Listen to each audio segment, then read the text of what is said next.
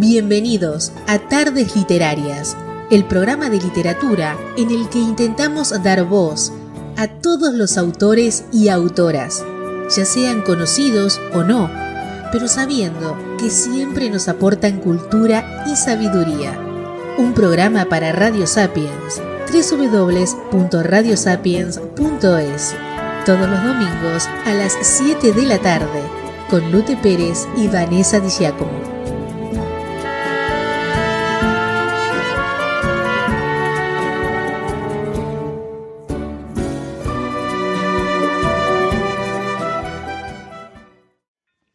Bienvenidos a Tardes Literarias. Hoy compartimos programa con María Zaragoza Hidalgo. Reside desde los 7 años en Campo de Criptana, Ciudad Real.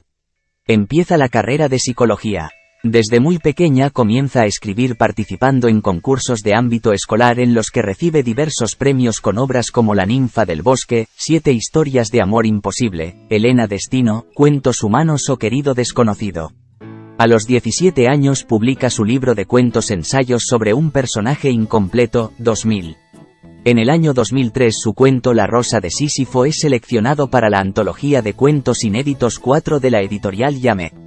En 2005 la revista Los Patios de Córdoba publica El sol del patio, un relato suyo escrito en la Fundación Antonio Gala. Asimismo, los cuentos Carta de amor de un hombre aburrido y Grita fuego en la antología Capítulo 3, Lee, Libros del Claustro Alto, 2005, y Los breves, El castigo y el premio en el catálogo de las Jornadas Culturales de El Carpio, Córdoba. Al año siguiente aparece en la antología del Museo Arqueológico de Córdoba con el cuento El pito del sereno. En 2007 publica su colección de novelas cortas Realidades de humo.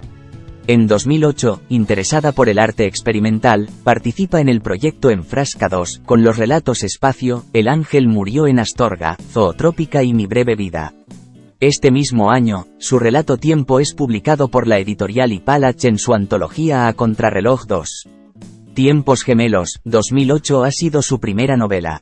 En colaboración con artistas plásticos ha realizado la novela gráfica Cuna de Cuervos junto a Didac Pla, 2009, y el cuento infantil Inspiración junto a la ilustradora Stichu, colaboradora también en Enfrasca 2, inédito por el momento. Ha realizado una pequeña incursión en el mundo del cine con el guión para el cortometraje La canción de los ángeles rotos y el largo Aquel color de los años 80, ambos sin rodar. Es miembro de la Asociación Cultural Camarote, fundada y presidida por Jesús Manuel Rubio. Como ponente ha participado en la mesa redonda sobre creación literaria adscrita a las jornadas sobre literatura y tecnología de la Facultad de Filosofía y Letras de la Universidad de Córdoba, 2005, en los recitales de las Jornadas Culturales de El Carpio, 2005, en la charla coloquio sobre el joven creador del área cultural del Centro Comercial Las Ventas, 2006, y en 2 ocasiones en las Jornadas Literarias Papel Timbrado del colectivo Camarote, Asociación de Artistas Mutantes, en una lectura de relatos junto al escritor Juan Gómez Bárcena en 2008 y como presentadora del libro de relatos Cuaderno en Blanco de Dalia Vázquez de Agredos. En 2010 obtiene el 15 Premio de Novela Ateneo Joven de Sevilla por su novela Dicen que estás muerta, el Premio de Relato Arroz Negro del concurso de Barcelona por el cuento Una bota de postre, el Premio El Buscón adscrito al 30º Certamen Poético de la Orden Literaria Francisco de Quevedo de Villanueva de los Infantes con el poema La canción de Silvia y una de las ayudas de la primera edición de la convocatoria de ayudas para el fomento de la creación literaria de la Junta de Comunidades de Castilla-La Mancha por el proyecto El humano David. En 2011 recibió un reconocimiento del Instituto de la Mujer de la Junta de Comunidades de Castilla-La Mancha por su trabajo en favor de la igualdad. En la actualidad es tutora de narrativa y dramaturgia de la Fundación Antonio Gala para jóvenes creadores. Su obra Realidades de humo ha sido adaptada al cine por Joaquín Loustaunau, y en 2019 recibió el 27 Premio de Guión Radiofónico Margarita Sirgu de Radio Nacional de España por Un candidato para el fin del mundo.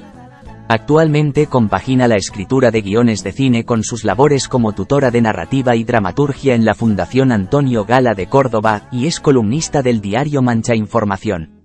También en 2019 recibió el Premio Pedro de Atarrabia de Relatos, y el más reciente el Premio Azorín 2022 por la Biblioteca de Fuego.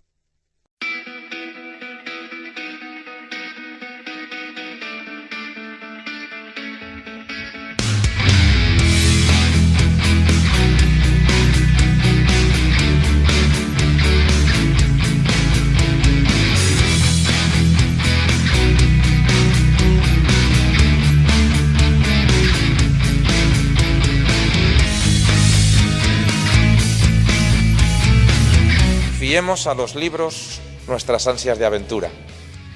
Despleguemos en ellos las velas del conocimiento y avivemos siempre nuestra curiosidad, porque no es otra sino la curiosidad, la llave que abre todas las puertas del aprendizaje.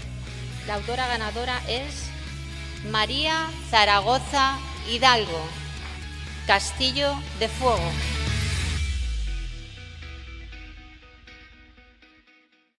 Hola, soy María Zaragoza, Premio Azorín 2022 y quiero mandar un saludo a los lectores de Es Diario. No me hubiera gustado estar de tanta actualidad, la verdad, pero creo realmente que la cultura en todos los conflictos corre peligro muy deprisa. Bueno, sobre todo hay mucho amor por los libros, hay unos cuantos libros especiales repartidos por el libro, que son libros históricos que existieron, hay amistad entre mujeres, hay gente que se mantiene humana en tiempos inhumanos, hay una historia de amor y hay un misterio que se desarrolla en los subterráneos que hay por debajo de Madrid. Premio Azorín 2022, tú decías antes que Azorín estuvo en tu tierra, en tu pueblo, ahí está la placa, que cerraste el... He mirado la chuleta y he visto que estuvo en marzo de 1905, o sea, casi por unos días no hacemos pleno. Y sobre todo que además yo lo veía prácticamente todos los días porque vivía a la vuelta de donde estaba la placa. Y de alguna forma tengo la sensación de que ha sido un empujoncito, ¿no? Haber visto toda mi adolescencia y gran parte de mi infancia esa placa puesta al lado de mi casa. Muchas gracias, felicidades. Muchísimas gracias.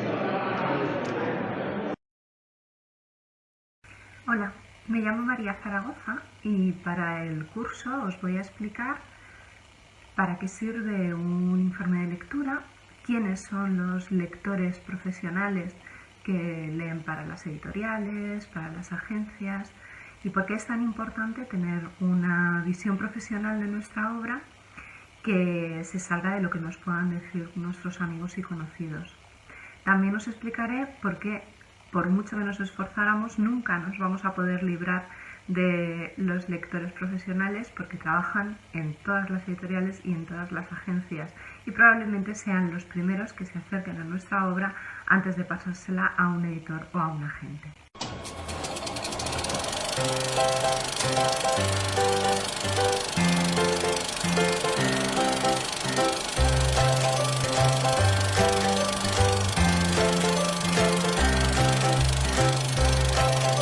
María Zaragoza es una chica que siempre ha querido ser escritora desde pequeñita y puede que antes de saber leer y escribir, yo sabía que quería contar historias prácticamente desde siempre. De hecho, aprendí a mentir. Decía que quería ser escritora desde pequeñita, la gente me miraba raro, entonces aprendí a decir no, quiero ser periodista, pero en realidad no quería ser periodista, lo que quería era ser escritora y escribir ficción además. Y bueno, el primer premio de relato que conseguí a nivel escolar fue con 7 años y creo que fue mi primer cuento original. Al principio solo hacía versiones de lo que ahora mismo sería un fanfic, ¿no? De las historias que me gustaban, pues lo que no me gustaba pues lo cambiaba o hacía historias con esos personajes que había creado otro. De verdad, el punto de inflexión para mí fue la Fundación Antonio Gala para Jóvenes Creadores. Y ahí fue cuando yo creo que realmente me di cuenta de que esto era una profesión y que era algo de lo que yo quería poder vivir, ¿no? Lo que a mí más me marcó fue convivir pues, con compositores, con pintores, con escultores, con gente, aparte de otros escritores que yo prácticamente no conocía a ninguno cuando entré en la fundación, con gente de otras disciplinas, con otros intereses y con otras formas de mirar. Cualquier momento es bueno para hacer cualquier cosa que a ti te llene, te apasione. Yo tenía escrito a máquina un ejemplar de este libro de cuentos que yo iba pasando pues, a la gente que me gustaba, ¿no? O sea, mis amigos, mi familia, tal, me lo devolvían todos. Esto es un milagro que todavía no me explico. Y este casi manuscrito, ¿no? Que era en máquina de escribir eléctrica, que era lo que yo tenía, acabó llegando a un editor. No había una intención en esas primeras obras de que eso en algún momento se pudiera convertir en un libro. Yo creo que ahora más o menos todo el mundo tiene una idea de que algo que escribe puede llegar a convertirse en un libro. En aquella época pues yo no tenía esta idea, ¿no? Para mí era un salto, no sé, rarísimo que lo que yo escribía en mi casa acabara en una librería, ¿no? Y luego después hice una especie de autoficción friki con asesinos de películas de slasher, que se llamó Amores que matan, en el que aparecía yo, aparecía mi familia, aparecía un montón de gente, pero relacionándose pues con Jason, con Freddy Krueger, un poco esto, que era una cosa muy loca, que se llevó un premio, que además presentamos en la Feria del Libro de Madrid, en el pabellón Carmen Martín Gaite, que fue una cosa muy espectacular, pero sin más. Y el libro que escribí en la fundación, que eran un libro que tenía 3 relatos largos o novelas cortas, que se llama Realidades de Humo, no salió hasta 2017. Y luego después hice Tiempos Gemelos, que ya pues sí es mi primera novela, o lo que yo consideraría mi primera novela, que creo que peca un poco de todo lo que pecan muchas primeras novelas, que es querer meterlo todo, demostrar todo lo que sabes, como si no fueras a escribir nunca jamás otra novela. No, bueno, pues esto es lo que sucedió ahí.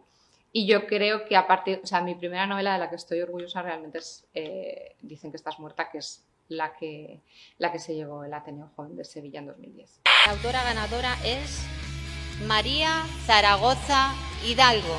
Ha sido un trabajo dificilísimo, largo, tedioso, y que quedara como yo quería que quedara ha llevado mucho esfuerzo. Entonces, por un lado, yo tenía la idea desde hacía muchísimo tiempo de crear una sociedad secreta que se dedicara a salvar los libros de los peligros, sobre todo de la ignorancia,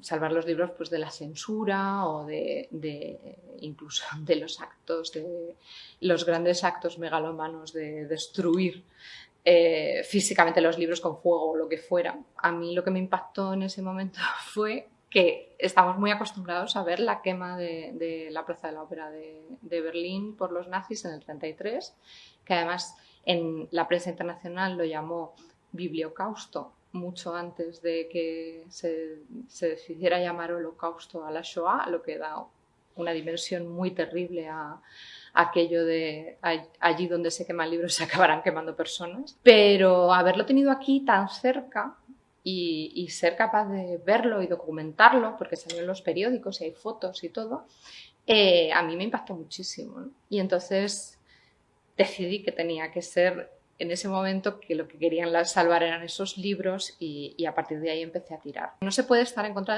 de la censura a medias. O sea, yo creo que cuando uno está en contra de la censura se tiene que morder la lengua cuando aquello que sale está en contra de tus principios. Pero eso realmente es lo que es estar en contra de la censura. O sea, que cuando entender que la libertad de expresión está por encima de lo que tú pienses. Porque me parece absolutamente soberbio considerar que tienes derecho a negarle a la gente el acceso a esos saberes. Y sobre todo, que luego de cara al futuro, muchas veces resulta incomprensible que se haya llegado a un momento terrible. Parece que las guerras o que los totalitarismos aparecen por generación espontánea, cuando probablemente hay mucho texto, se ha escrito mucho, hay mucha literatura, mucha prensa que lleva hasta eso, ¿no? Entonces, para hacer las cosas comprensibles en el futuro también es necesario que las cosas que no nos gustan hoy estén para que luego en el futuro se puedan entender cómo se llegó a algo y no se repita. Ronda rápida de preguntas típicas. Nace y se hace. Uno tiene que tener el impulso y luego tiene que trabajar. Suelo tener bastante claro dónde empiezo, dónde acabo y el punto de giro principal. Pero me gusta también sorprenderme mientras estoy escribiendo. Creo que lo que habría que juntar... Romántico. Querida, no te asustes, pero ya eres perfecta. Cuando te conocí, tan pura, nunca habías tocado un libro. Eras virgen y vulgar. Las palabras entonces no habrían empapado tu carne y habrías resultado inútil para mis fines. Sin embargo, algo en ti me hizo tener fe en que podría conseguirlo. Quise conquistarte a tu manera, con detalles mundanos como flores. Los aceptaste abriéndote sin saberlo a mi siguiente paso. Te regalé un libro y te hice prometer que lo leerías. No te podías negar, como no te negaste a los 10 siguientes. Como describirte la emoción que me embargaba al tenderte el primer Borges. Nunca salía un reproche de tu boca y llegaron Virginia Woolf y Robert Musil, Edith Barton y Proust. Hoy, por fin, hemos tenido una conversación elevada sobre Virgilio. Estás en tu punto exacto. Anteriormente pequé, por exceso o por defecto. Unas quedaron verdes, insuficientes para mi hambre. Otras, de tanto leer, se alejaron de la realidad y perdieron el gusto por la vida en favor de la abstracción. Sin embargo, tú estás perfecta, así que esta noche te desangraré. Las palabras que ahora corren por tus venas pueden perderse al cuajar la sangre, así que no haré morcillas. Tuve mucho cuidado de elegirte donador universal para inyectarme tu sangre. Disfrutaré del éxtasis de vivir a Homero a través de tu mirada nueva. No puedo honrarte de mejor manera. Cocinaré el resto, racionándote para que me dures un año. Comeré lo primero el hígado y el corazón, que son lo que antes se estropea. Reviviré en ellos a Baudelaire, pero tendrán sus palabras, tu sabor. Las manos las dejaré para la primavera. Con ellas beberé un buen Chianti y saborearé cada frase del mal de la muerte. Con los huesos haré caldo y después guardaré tu hermoso cráneo, pero no con los demás. A ti, que eres perfecta, que estás hecha al punto, que has quedado al borde justo del descubrimiento que enciende dentro la llama de la literatura, a ti que tanto placer me producirás, te he reservado un espacio en mi cuarto para cada noche, antes de acostarme, recordar cuánto te amo en estos momentos. Llevas siempre los ojos preparados para la lluvia. Se me aparecen los espejos. Trae la boca llena de agua fresca y las manos cubiertas de barro. En su lento desvanecerse infinito va ayudando a todos los magos. A veces se pregunta si el mundo es injusto. La mujer evanescente se hace siempre demasiadas preguntas, dice débil cuando quiere decir frágil. Ama las cartas del tarot, aunque no cree en ellas. Sabe convertirse en red cuando estás cayendo. Se ajusta a la respiración, no tiene obligaciones. Sus ojos se evaporan y vuelven a aparecerse del otro lado de su cabeza. Es así que todo lo ve. Siente por mis dedos y se mira en mis ojos. A veces se mete en mi cabeza, otras, sin embargo, nos alejamos la una de la otra como si quemásemos. Pero estamos de alguna forma en el mismo camino siempre, intentando mantener todas nuestras moléculas bien unidas. La mujer evanescente tiene miedo a desaparecer. La mujer evanescente en el fondo sabe que luego de evaporarse, sus partes se van componiendo en otro lugar y su contorno es el mismo. La forma exacta de sus ojos grandes y tristes, la curvatura de sus labios, de los que no alcanzo a comprender por qué se parecen tanto a los labios que siempre imaginamos, a los labios que los niños dibujan a sus muñecos de papel bidimensional. En la mujer evanescente caben todas las naturalidades y todas las dudas. Cabe la crudeza del invierno, la ira más cruel y la ternura más sublime. En ella cabe una canción que habla de una bruja y también una película de Godard. En su piel transparente se escriben todas las palabras que nunca digo, se forman todas las escrituras que vendrán. Sus manos hablan de alcanzar el imposible y de ser feliz solo persiguiéndolo. Solo los magos pueden comprenderla en toda su plenitud.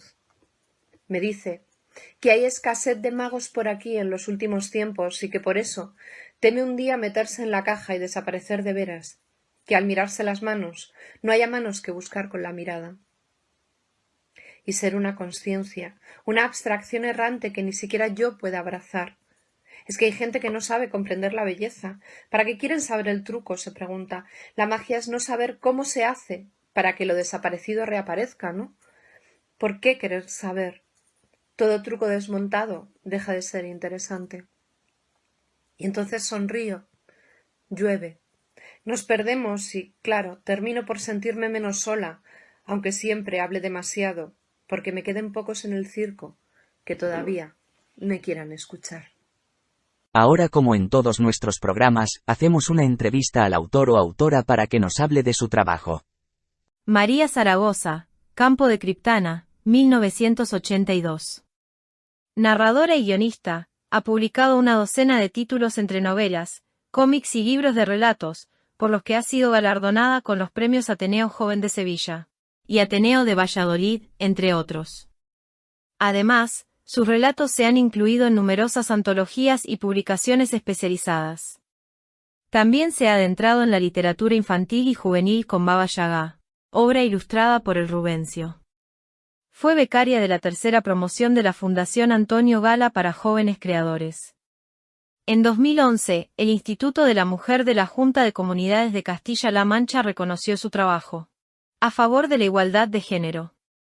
Su obra Realidades de Humo ha sido adaptada al cine por Joaquín Loustaunau, y en 2019 recibió el 27 Premio de Guión Radiofónico Margarita Sirgu de Radio Nacional de España, por Un candidato para el fin del mundo. Actualmente compagina la escritura de guiones de cine con sus labores como tutora de narrativa y dramaturgia en la Fundación Antonio Gala de Córdoba. Y es columnista del diario Mancha Información. También en 2019 recibió el Premio Pedro de Atarrabia de Relatos, y más recientemente el Premio Azorín 2022 por la Biblioteca de Fuego. Hola María, para empezar, cuéntanos, ¿quién es María Zaragoza?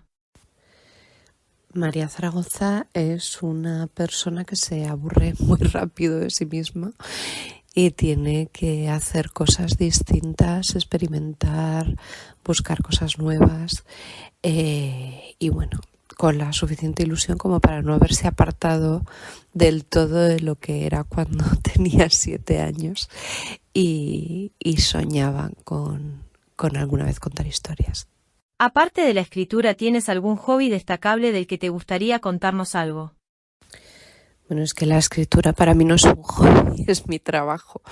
Hobbies para mí son ver películas, pintar a veces, aunque luego muy mal. Las muñecas, la customización de muñecas, la fotografía, me encanta la fotografía. Y tengo que volver a revelar, de hecho, porque a mí lo que me gusta es la fotografía analógica. ¿Tienes alguna manía de escritora? ¿Algún ritual? Pues debo ser la persona más aburrida del mundo en ese sentido, porque no tengo ninguna manía, ningún ritual, ni nada de nada. Puedo escribir casi en cualquier circunstancia.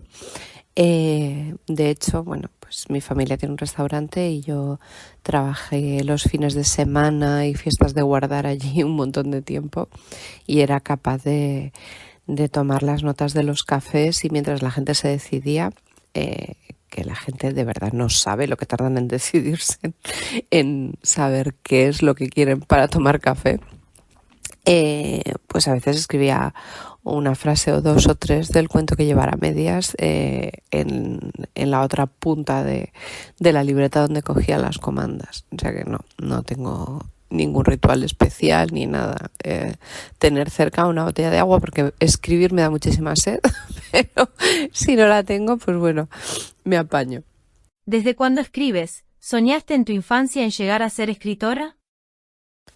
Yo quiero ser escritora desde que descubrí que los libros los escribía alguien, que eso debió ser como a los 6 o 7 años, porque era lo que más me fascinaba en este mundo, los libros, y llegar a pensar que había alguien que los inventaba me pareció absolutamente un sueño. Yo empecé a escribir ficción en aquellos momentos, más o menos a los 7, solo que entonces lo que hacía era versiones de los cuentos que me gustaban o cogía personajes de diferentes cuentos y los juntaba en otro, hasta que bueno, pues empecé a a coger autonomía, ¿no? Y a escribir mis propios cuentos y mis propios personajes, pero sí, es lo único que he querido hacer siempre en mi vida.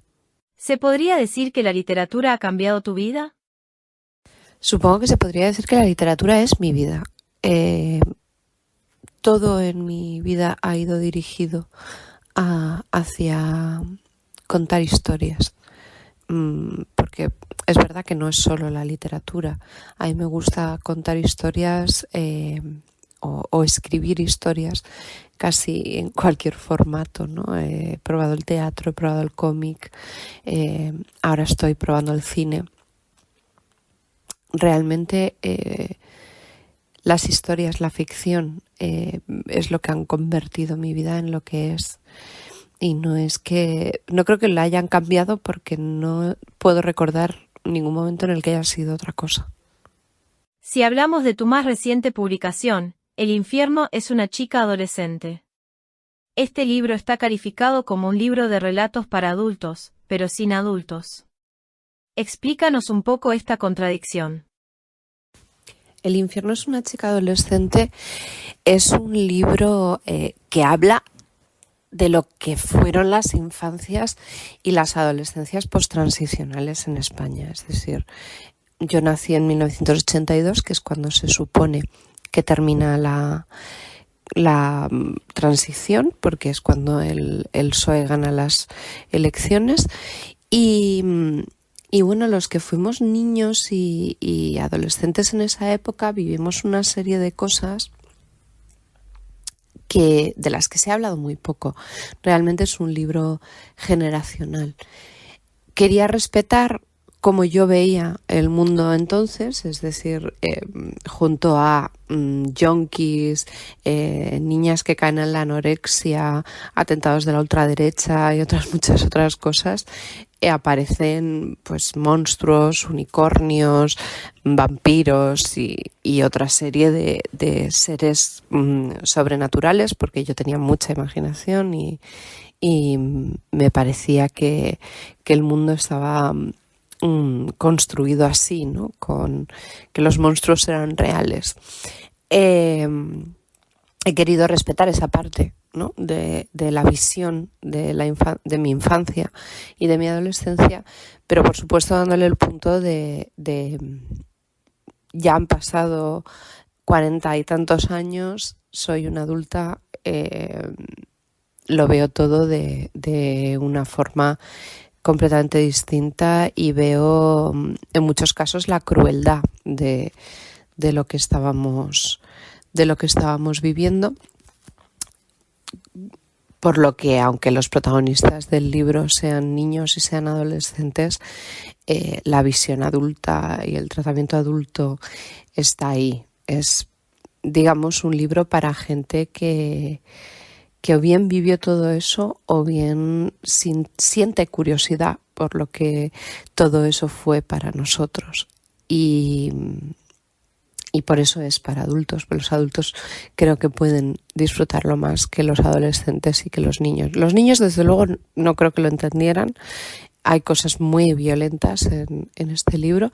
Los adolescentes probablemente sí, pero es posible que perdieran algunos matices, ¿no? Entonces es claramente para adultos.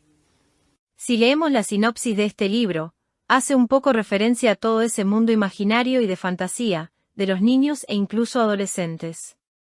¿Existe algún protagonista central en los relatos? Cada relato tiene su protagonista. Están íntimamente relacionados entre sí porque pertenecen a la misma generación, pero cada uno tiene su protagonista, igual que cada cuento tiene una temática central, una preocupación o digamos, de aquellos barros, estos lodos, ¿no?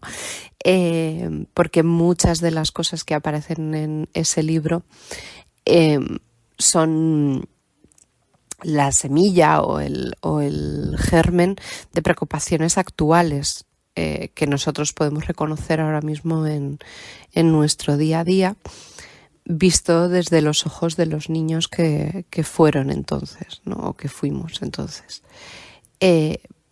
Entonces, bueno, digamos que a cada preocupación o a cada temática le corresponde su protagonista.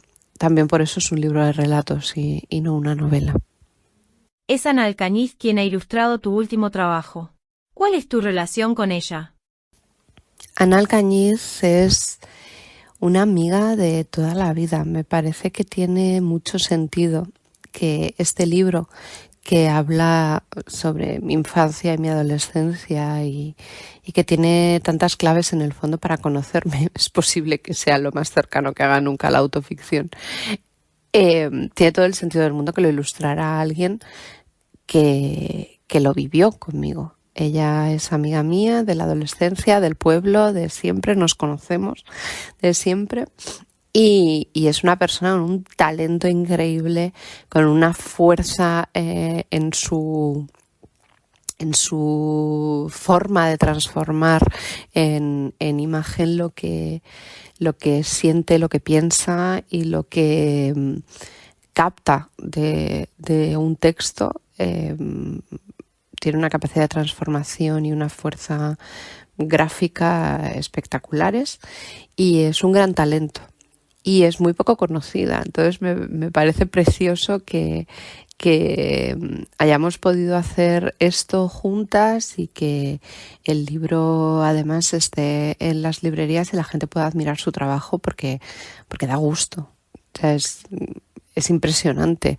Y bueno, digamos que el libro es una de las cosas que tiene este libro, una de las cosas mágicas que tiene este libro, que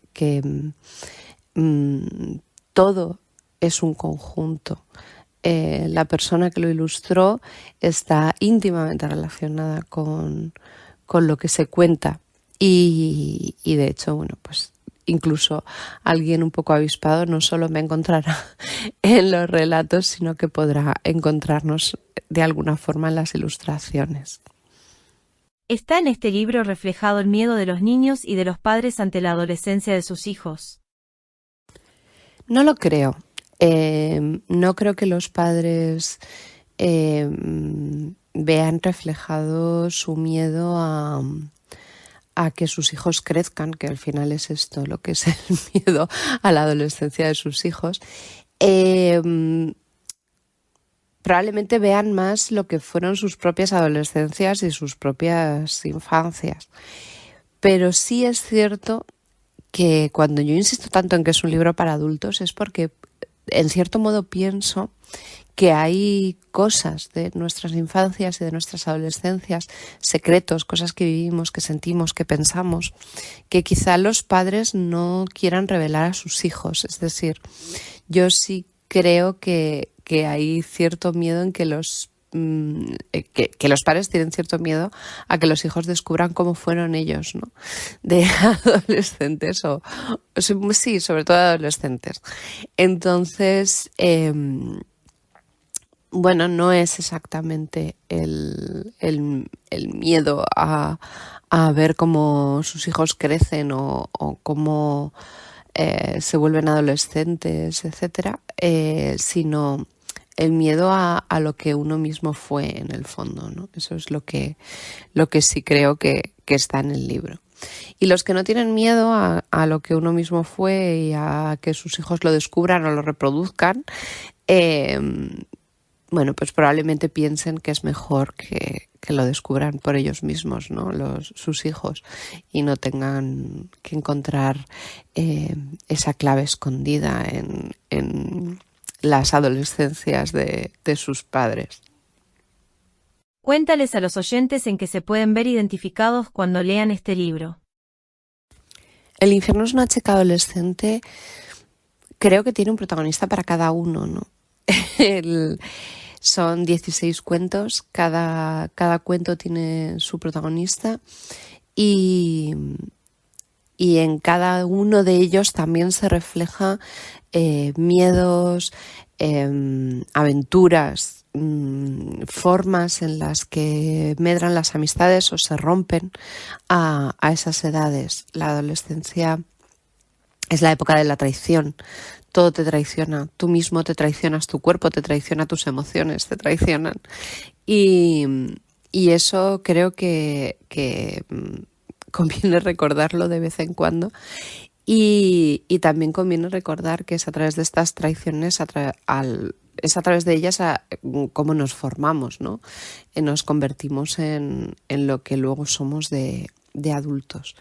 Y bueno, me parece muy interesante abundar sobre la cuestión, aunque no es un libro que lo haga a un nivel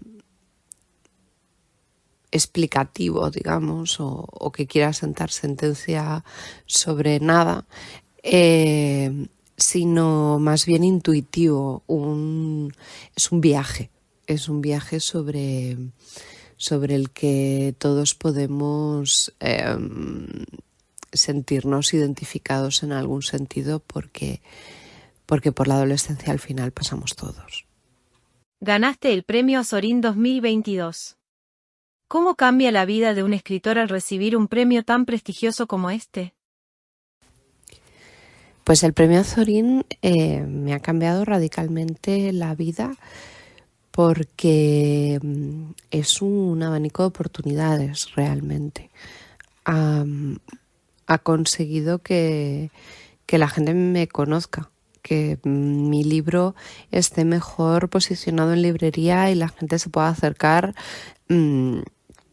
y conocerme si no me conocen de otra forma, porque se ve más, ¿no? Y bueno, también los premios en general no solo sirven para ponerte un foco encima, sino también para decirte que todo va bien, ¿no? Que estás en el camino correcto. Al final, el oficio de escritor es muy solitario. Cualquier cosa que sea muy solitaria puede caer en el peligro de burbujas mentales, de generar paranoias, de perderse a uno mismo, ¿no? Y bueno, pues el que te premien al final es un empujoncito que te dice, pues mira María, algo has hecho bien, por aquí estás gustando. Bueno, ha sido un trabajo larguísimo. En el caso de la Biblioteca de Fuego, que es el premio de novela Azorín, fueron 5 años de trabajo. Pues aunque hayas tenido muchas ganas de abandonar muchas veces y te haya costado muchísimo trabajo sacar esto adelante, al final ha merecido la pena porque a alguien le ha gustado, ¿no? Eso me parece que también es muy, muy importante y que viene muy bien. ¿Cómo consigues el equilibrio entre realidad y ficción?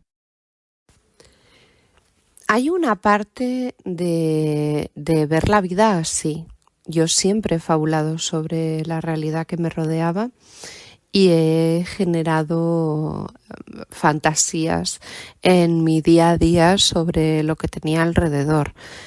Y eso me ha ayudado muchísimo por un lado, a vivir mejor, porque el generar fantasías alrededor de lo que estaba sucediendo muchas veces me ha salvado de las cosas terribles que a veces tiene la vida.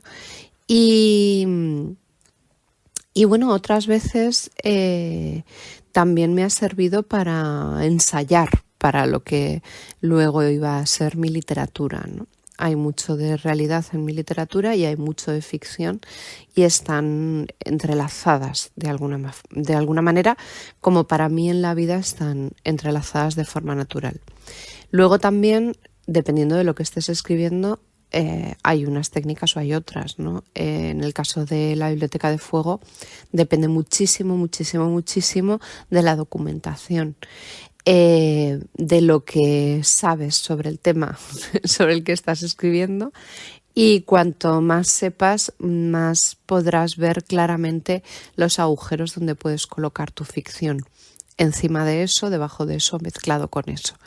Y eso lleva muchísimas horas de trabajo. Es decir, por un lado, sí hay una forma natural de ver la vida así, en mi caso, pero por otro, lleva muchísimo trabajo. El caso de la Biblioteca de Fuego, el cómo yo me planteé escribir esa novela, que tenía que ver con una base muy fuerte de realidad, todo lo que era el trabajo bibliotecario de los años 30 en España, cómo modernizaron las bibliotecas, cómo luego tuvieron que hacer el salvamento bibliográfico durante la guerra.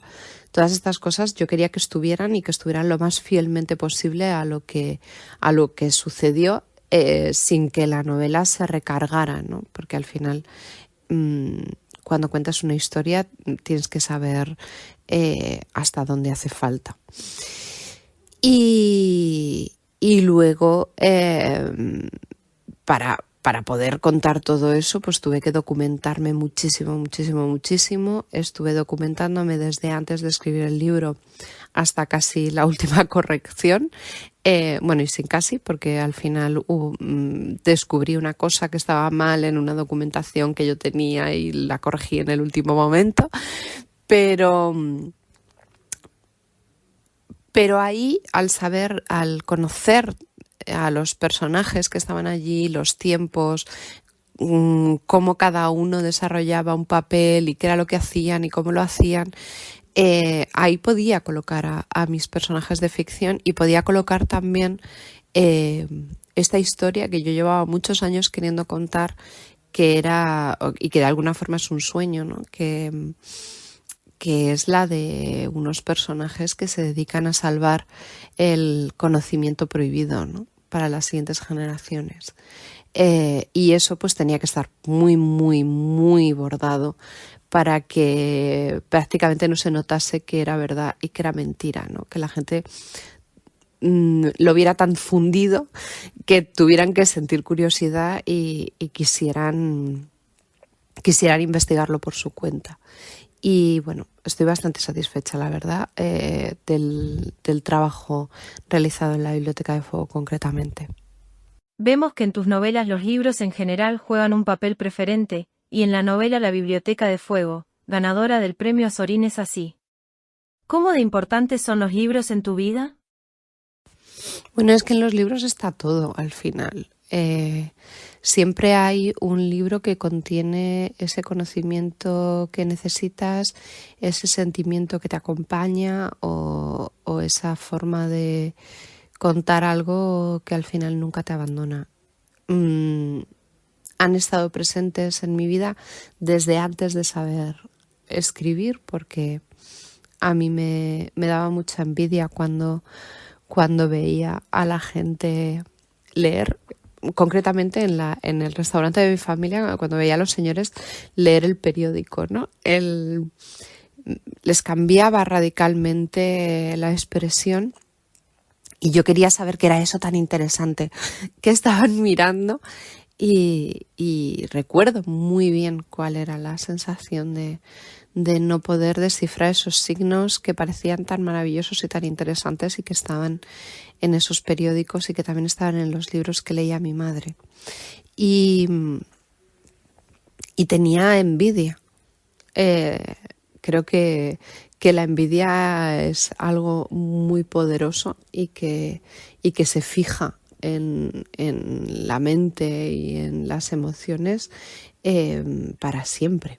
Y a mí lo que más envidia me ha generado nunca, yo no soy una persona muy envidiosa, entonces probablemente destaque por eso, es leer, es saber qué contienen los libros. Y entonces, bueno, pues los libros al final no solo han sido a lo que yo me he dedicado, sino que han estado desde antes de que yo pudiera descifrarlos en mi vida. Por eso son tan importantes y tan referentes, ¿no? en todo lo que hago, incluido que acaben estando libros dentro de libros que yo escribo, ¿no? Suponemos que esta novela habrá sido sin duda un auténtico reto. ¿Cuál fue el mayor desafío al que te has enfrentado a la hora de escribir esta novela? El mayor desafío a la hora de escribir La Biblioteca de Fuego fue saber a qué renunciar. Llegó un momento en el que tenía tanta información y tenía tantos capítulos que me había encantado escribir y tantas cosas sobre las que me hubiera gustado poner algo dentro de esa historia, que al final lo importante no era lo que tenía, ni lo que había escrito, ni lo que había recopilado, sino aquello que no tenía que estar porque acababa tapando la historia. Corregir esa novela fue muy difícil porque yo empecé a ver que tenía tanta información que tenía que escribirla y volcarla para poder ordenarla. Y claro, escribí muchísimo. Esa, de alguna forma fue la parte fácil. Pero luego de todo eso que escribí tuve que elegir cuál era qué era de todo eso que yo había puesto ahí lo que la historia necesitaba y descartar todo lo demás, aunque a mí me encantase. Y eso creo que fue lo más difícil, las renuncias. ¿Cómo fue de importante la documentación para esta novela? La documentación para La Biblioteca de Fuego fue todo.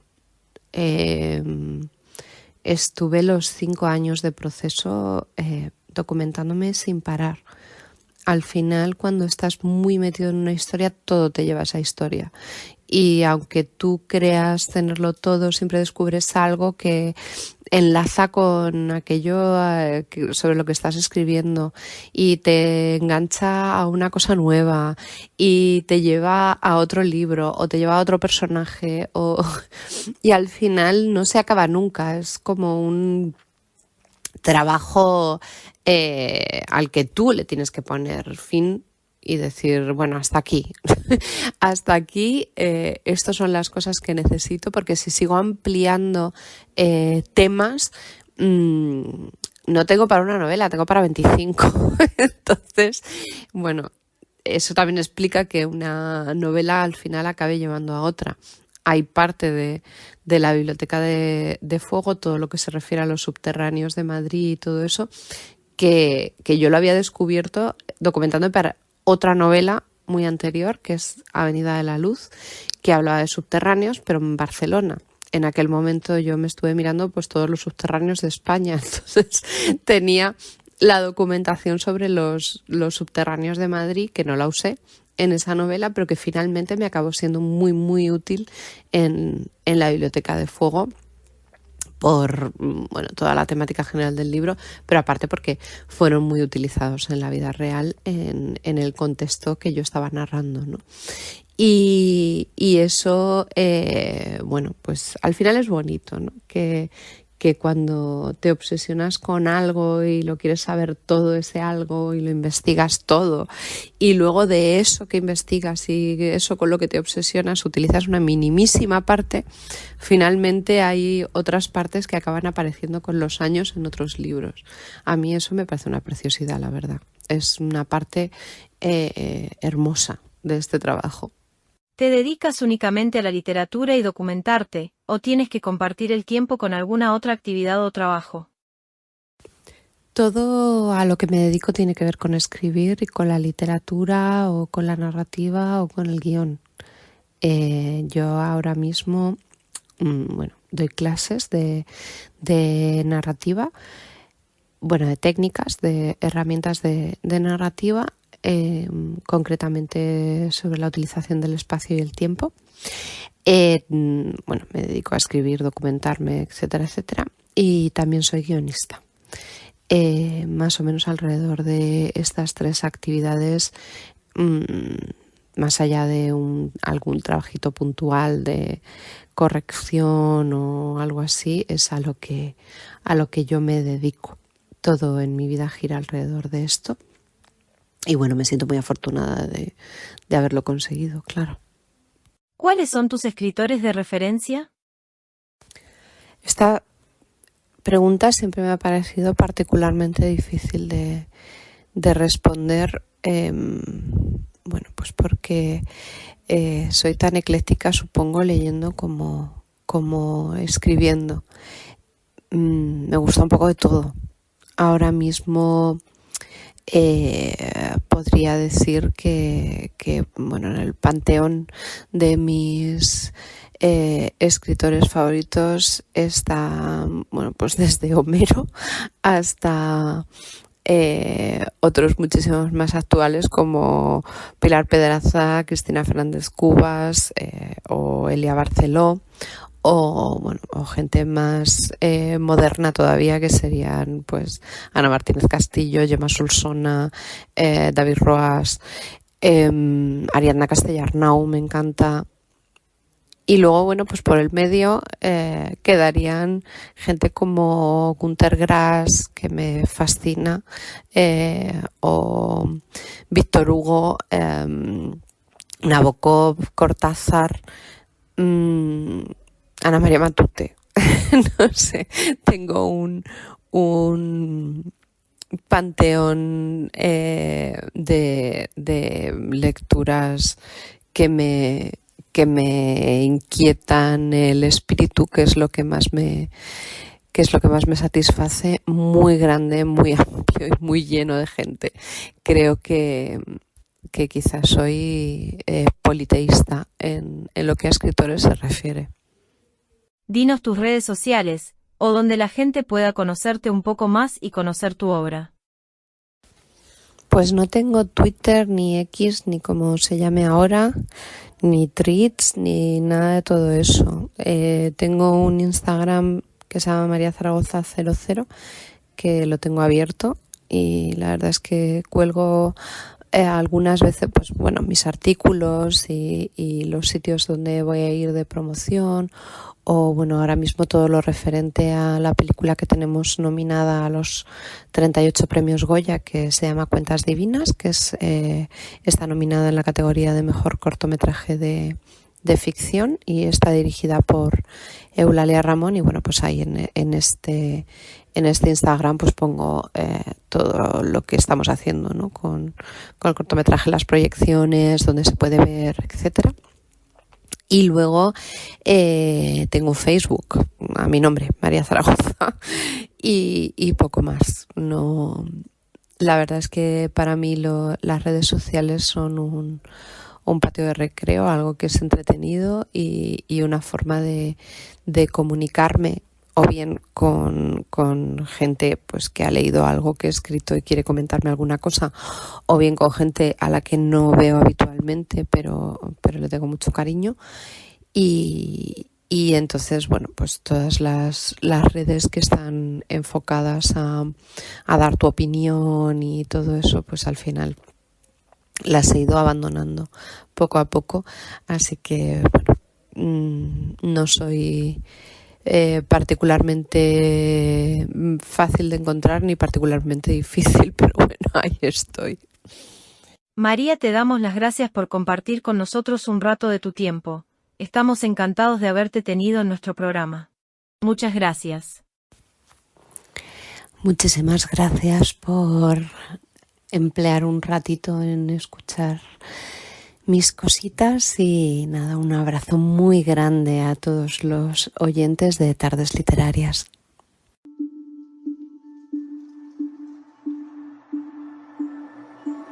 Planeta ha hecho de nuevo un trabajo magnífico con la edición de la obra ganadora del premio Azorín 2022. Un continente maravilloso para una obra literaria espléndida, escrita por una novelista extraordinaria. Potenciar Alicante desde el punto de vista cultural. Nos interesa, queremos que haya cada día más alicantinos y alicantinas lectores, y nos interesa, queremos que cada día más haya más alicantinas y alicantinos escritores. Y ese es uno de los objetivos fundamentales por los que no solamente nos interesa la difusión de la provincia de Alicante en su aspecto cultural, la figura del maestro Azorín como ese orfebre de la palabra. Que lo que hay en los libros es peligroso, y para que fuera peligroso y hiciera que la gente pensase, tendrían que abrirlos y leerlos. porque a veces las personas pequeñas hacen grandes cosas y guardan silencio después. Y edificios como la Biblioteca Nacional guardan todavía las cicatrices de esos bombardeos. Lope de Vega perdió la cabeza, quedó decapitado en ese momento y luego tuvo que volver a reconstruirse. Y dentro, con estos mismos ficheros, trabajó Tina Vallejo, protagonista de la novela La Biblioteca de Fuego. Tiene que participar, y lo hace además de corazón, en las labores de salvamento del patrimonio bibliográfico y artístico español, que son las famosas cajas, que no solo eran las cajas del Prado, sino también estaban los libros. Y ahí trabajaron muchísimas bibliotecarias con unas historias fascinantes de las que prácticamente no sabemos nada.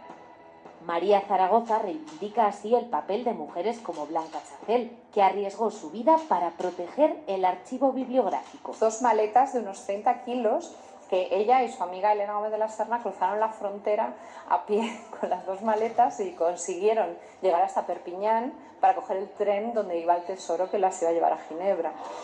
La novela además recuerda la labor de la Segunda República por llevar la cultura a toda la población cuando la mitad no sabía leer ni escribir. Incluso durante la guerra estuvieron mandando baúles con bibliotecas con libros y prensa a los frentes. Para ellos era fundamental el arma definitiva, que el arte, que la literatura salvan el alma. Un homenaje a quienes dedicaron su vida a salvaguardar la cultura. Ahora vamos a escuchar un breve fragmento de La Biblioteca de Fuego, novela galardonada con el Premio Azorín de Novela 2022. Que el domingo se celebraría el Día del Libro en la Universidad Central y que estaría bien que me vieran por allí. No le pregunté quiénes debían verme, ni él se detuvo a explicármelo. Así eran las cosas entonces. Simplemente asentí y Álvarez Luna añadió: a las 12 de la mañana, y trata de ir arreglada, que ya sabes que esta gente le concede mucha importancia al atuendo. Agradecí su indicación con un gesto. Sin embargo, en cuanto me puse mi vestido de verbena, que olía a limones secos, y me di cuenta de que mis zapatos blancos solo tenían un poco de polvo, me sentí feliz. Ni siquiera me importó que el hambre me hubiera dejado holgadas las ropas. Me había equivocado. No regresaba de una larga enfermedad. Volvía de la muerte. La guerra había acabado y nosotros habíamos sobrevivido. Había esperanza, quizá. Cuando llegué a la Gran Vía, crucé hacia la acera de los números impares en un acto reflejo. Así veníamos haciéndolo desde hacía casi 3 años, convencidos de que en ese lado de la calle caían menos bombas que en el de enfrente. No en vano los civiles la llamábamos Avenida de los Obuses. Los militares preferían denominarla Avenida del 15,5, que al parecer era el calibre de la munición empleada en los bombardeos. Como si todos se empeñaran en olvidar los recientes combates, ya habían desmantelado las casamatas, barricadas y sacos terreros que defendieron la ciudad de un hipotético asalto enemigo desde la casa de campo. Dicen que fue la primera guerra en la que una gran ciudad fue bombardeada desde el cielo. A mí me parecía que, en vez de aviones, dragones hubieran arrasado calles enteras. El Hotel Florida se mantenía firme en la plaza del Callao, pero otras construcciones cercanas parecían un escenario teatral a punto de desvelar la gran mentira en la que habíamos vivido desde 1936. Los paramentos desnudos, las ventanas abiertas como grandes bocas tras las que se adivinaban los dientes desprendidos en forma de cascotes y cristales, o de objetos que debieron pertenecer a alguien antes de que llegaran los dragones y la muerte. De muchos edificios no quedaba más que eso, sus fachadas, y tras ellas el caos, el hundimiento, la barbarie. Sin embargo, el hotel en pie, a pesar de los impactos que lo condecoraban, fue como mis zapatos blancos y mi vestido rojo. Me permitió creer en la resurrección. Hasta aquí el programa de Tardes Literarias de hoy. Quiero agradecer a Dani Miralles que compusiese el tema de fondo para este programa. Os esperamos la semana que viene, que volveremos con otro autor o autora que nos presentará su trabajo. Nos seguimos leyendo, escuchando y compartiendo. Sencillez-y-orden.es. Les sugerimos entren a las siguientes plataformas tecnocientíficas activas de ámbito internacional: radiosapiens.es y revistanube.com. Actualidad y máximo rigor científico, cultural y divulgativo.